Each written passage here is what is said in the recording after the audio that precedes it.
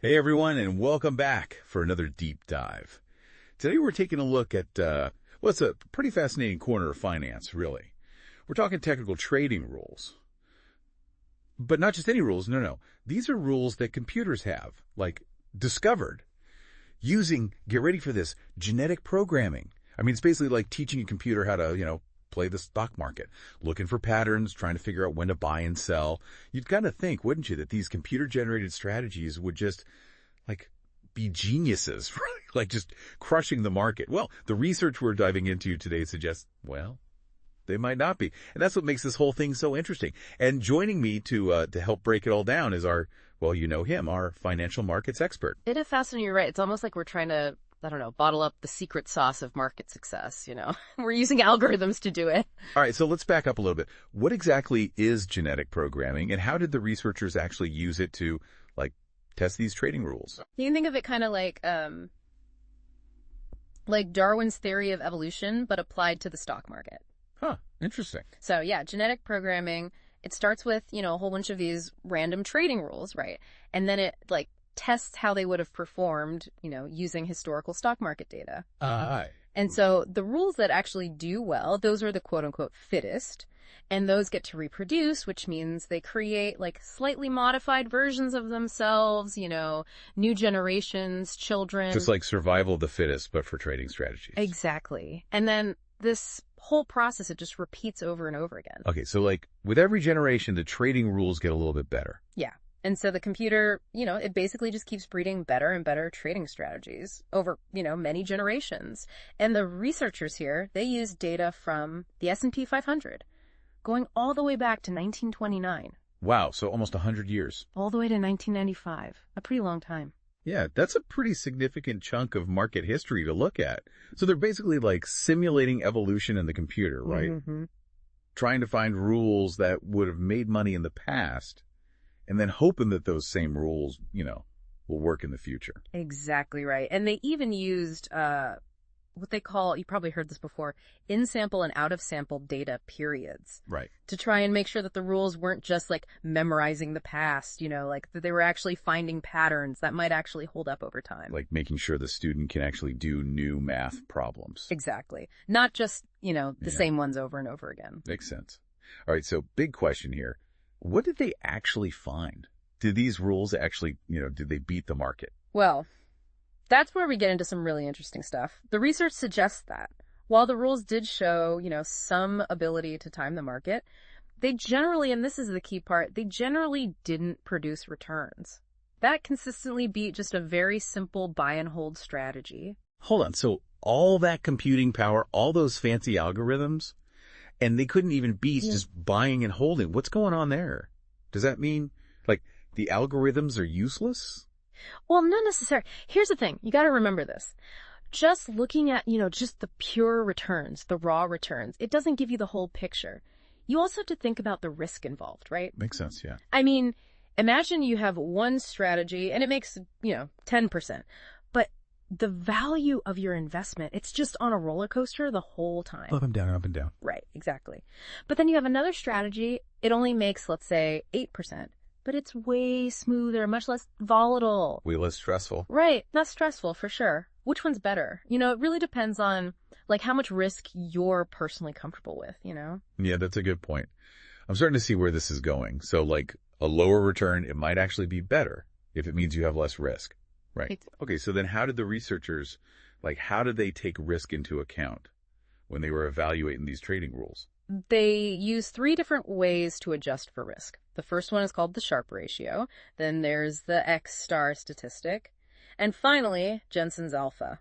Oh, okay. So 3 different ways to look at the same problem. Yeah, and each one looks at the relationship between risk and return from, a slightly different perspective. Okay, so let's break those down one by one then, starting with the Sharpe ratio. What is that? And what did it tell us about, how the trading rules actually performed? The Sharpe ratio is basically, it's a way to measure how much return you actually get for every unit of risk you're taking. Okay. So a higher Sharpe ratio basically means you're getting more bang for your buck risk-wise. Think of it like Like comparing the fuel efficiency of different cars. Oh, I see. Yeah. You want the car that gets, the most miles per gallon. And in this case, you want the trading strategy that gives you the most return for the amount of risk you're taking. So the most return per unit of risk. Right. And what the researchers found here is that the trading rules generally had lower Sharpe ratios compared to that simple, just a plain old buy and hold strategy. So even though the computer-generated rules might have made some money, right, they weren't as efficient, I guess, when you consider the risk and reward trade-off. Exactly. You got it. Okay. Interesting. So what about the second one, the X-star statistic? What is that all about? All right. So the X-star statistic, this is interesting. It was developed by, I think it was Sweeney and Lee. And it looks at, obviously returns and volatility, but it also considers something really important, the costs of actually trading. Ah, the transaction costs. Yeah, right. Because every time you buy or sell a stock, usually you have to pay some fees to do that, right? To the broker, right? To the broker, yeah. And so the X-star statistic is basically trying to figure out, if a strategy is actually generating truly superior returns, even after you subtract, all those pesky transaction costs. So it's like figuring out if a business is actually profitable once you take out all the expenses. Exactly. Not just looking at the revenue. Okay, so did the trading rules pass the X-star test then? Well, the results were, I'd say, mixed.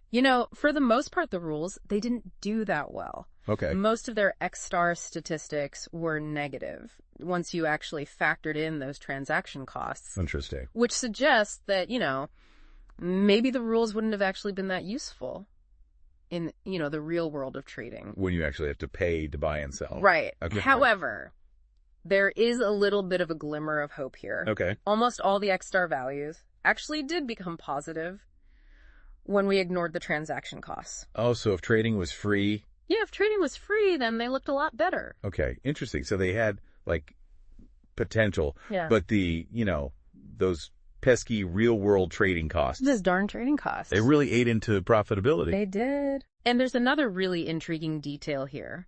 The rules that actually performed the best, when we're talking about the X-star statistic, were the ones that were specifically designed to maximize that specific metric. Oh, so it's like they were, training for a specific test. Kind of, yeah. It's like teaching to the test, right? Okay. Okay, that makes sense.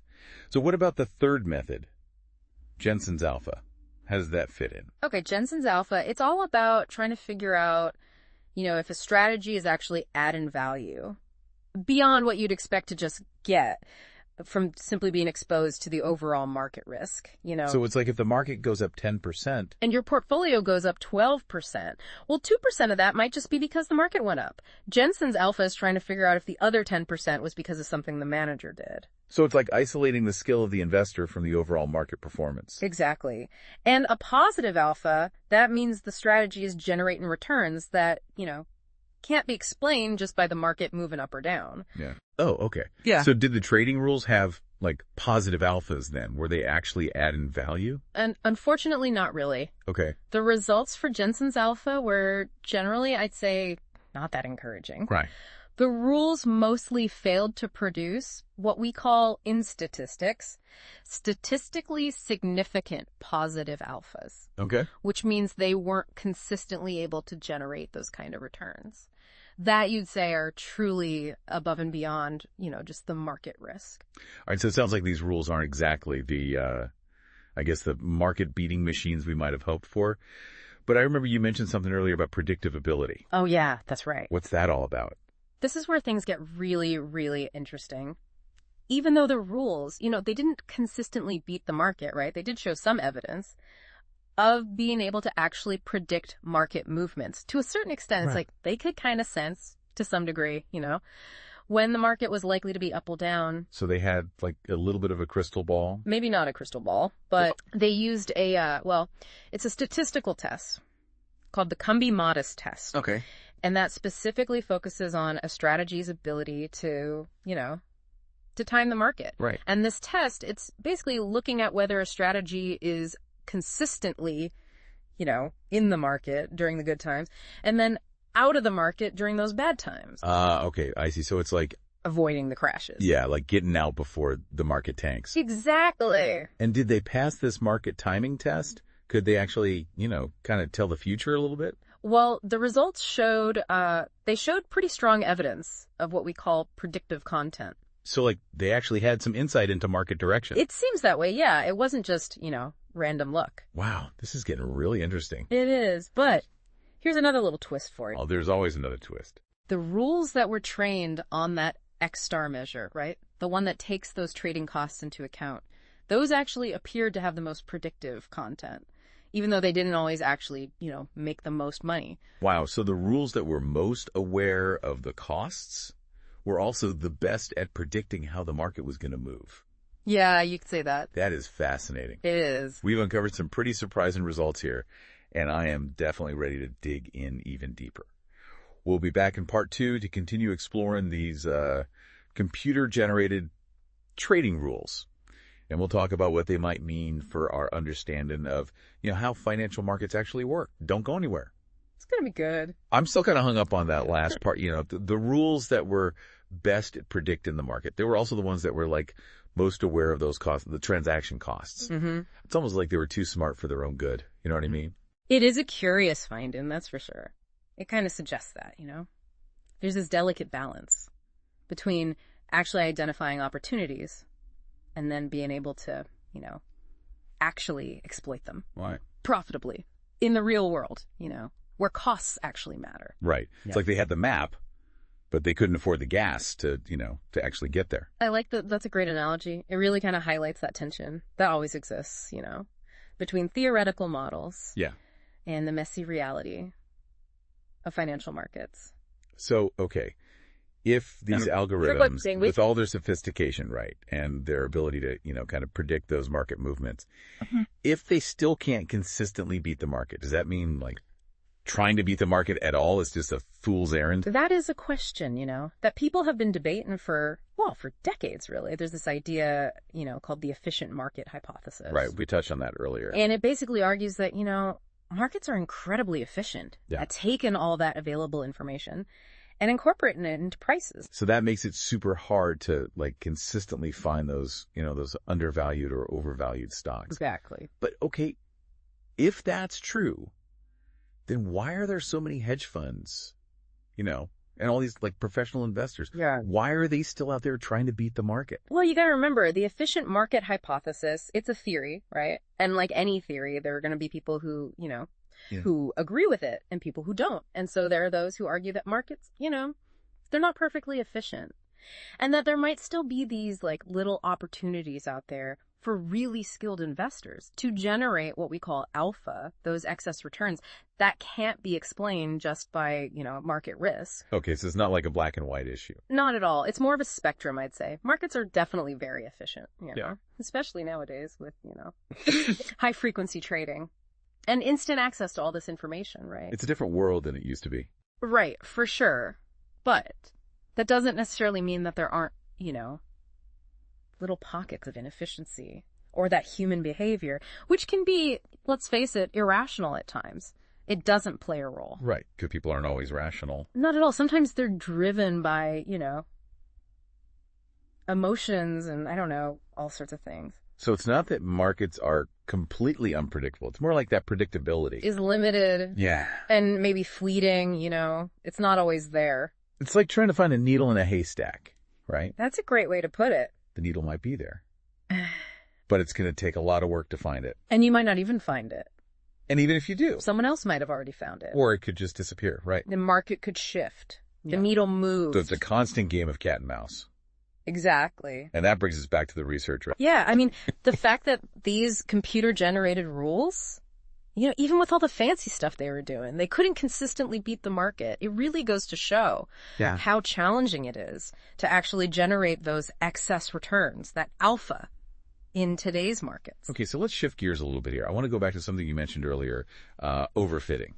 Oh, yeah, that's an important one. It's a pretty important concept, I think, especially when we're talking about, complex algorithms and historical data. Can you remind our listeners what that means again? Sure. So overfitting, it's a common trap when you're doing data analysis. Pitfall. Yeah, pitfall, exactly. It happens when a model, like a trading algorithm, right, becomes too finely tuned to the specific data it was trained on. It's kind of like if you created a perfect key for a specific lock. Okay. But then you find out, oh no, the lock has changed a little bit. And now your key doesn't work anymore. No, that's advantage. So in the context of, these trading rules, overfitting could mean that an algorithm looks amazing when you're backtesting it, using historical data. Right. But then when it's actually exposed to the real world and market conditions are different, from what it was trained on, it just falls apart. It breaks down. It breaks down, yeah. So how did the researchers, avoid this overfitting trap? Well, they used a technique called cross-validation, which is basically a way to test how well a model can, generalize to new data. So imagine you have a data set, right, of 100 trading days in cross-validation. You might train the model on, say, 70 days and then test it on the remaining 30. Right. And you repeat that process multiple times with different combinations of, training and testing data. And that gives you a better sense of, how well the model's actually going to perform on data it's never seen before. It's like giving it a bunch of practice tests. Yeah, exactly. Right. This is starting to make a lot more sense now. Mm-hmm. But I have to admit, my head's spinning a little bit, With all these different, risk adjustment methods and statistical tests and everything, can we take a step back for a second and just remind ourselves, why were all these things so important in this research? Absolutely. You got to remember, it all comes down to understanding that the raw returns of a trading strategy, they don't tell the whole story. Right. We have to think about the risk that was taken to actually achieve those returns. And that's where all these different, methods come in. Okay, so it's like if you're judging a basketball player, you don't just look at how many points they score. Right, exactly. You also look at, their field goal percentage, assists, turnovers, all that good stuff. Right, the whole picture. The whole picture, exactly.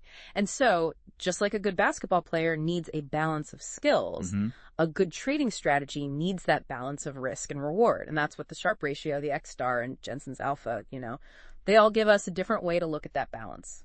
Okay. All right, so let's recap for a second. We've got these computer-generated trading rules developed using genetic programming to try and beat the market, right? That was the goal. But the research suggests they weren't really that successful, especially when you take into account the risk. And those trading costs. Right. But they did show, a little bit of ability to kind of predict how the market was going to move.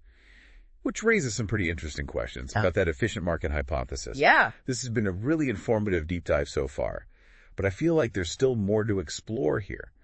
What else can we learn from this research? And, what might it all mean for the future of financial markets? Those are great questions, and I think there are definitely some really fascinating implications to consider. I'm all ears. Join us for part 3, where we'll delve even deeper into the potential implications of these findings. And we'll consider what it all might mean for investors like you. Well, welcome back to our deep dive, I guess you could call it, into this crazy world of computer-generated trading rules. It's been quite a journey. It really has. We started off thinking that these algorithms, they might just be the key to unlocking all the market secrets. But it turns out, well, it's not that simple. Not that simple at all. I think the research we've been talking about has really, it's shown just how hard it is to consistently do better than the market, even when you've got, this really sophisticated algorithms and tons of data. Those excess returns, that alpha, it's still really hard to find. Yeah, it makes you wonder, right? If these computer-generated rules, which are specifically designed to find those profitable patterns, if they struggled to beat just buying and holding, what does that tell us about markets in general? That is the I guess the $1 million question. It really is. Are we just chasing a mirage here? There's an efficient market hypothesis. The one that says, all the information's already in the prices. Is that more true than we thought? Or are we just not looking in the right places?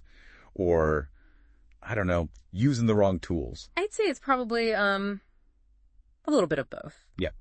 Markets are definitely very efficient, especially these days, right? I mean, with high frequency trading and all that. Everybody has instant access to information.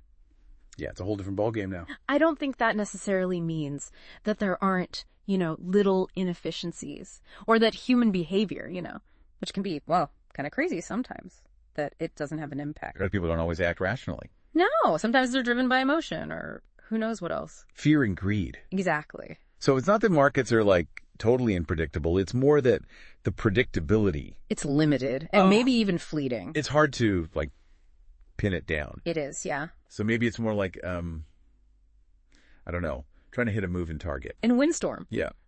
And Yeah. that's why, even with the best algorithms, it's Yeah. hard to, consistently stay ahead of the game. We did see in the research, right, that some of the rules, especially the ones trained on that X star statistic, the one that took those costs into account, remember? Yeah, yeah. They did show, like, some ability to kind of predict market movements. That's right. And that's really interesting. It makes you think, if these rules, they could kind of identify, when the market was going to be up or down, even if they couldn't always, make money from it.